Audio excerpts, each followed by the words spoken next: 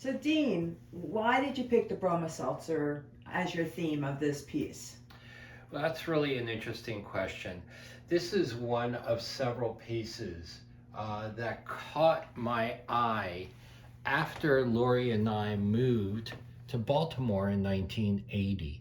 And as we're going through the city, we noticed that the Renaissance of Baltimore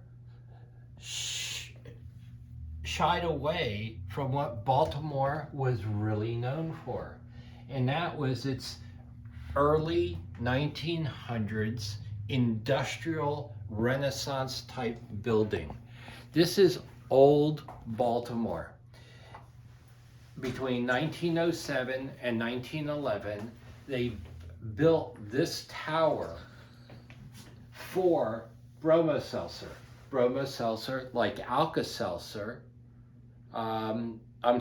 so BromoSeltzer preceded Alka-Seltzer, and it was Emerson, a pharmacist, who developed this particular piece with the BromoSeltzer bottle on top, and it was lit up with gold up on top. These are images that are so difficult to find historically, and I wanted to bring it back in three-dimensional photo sculpture style.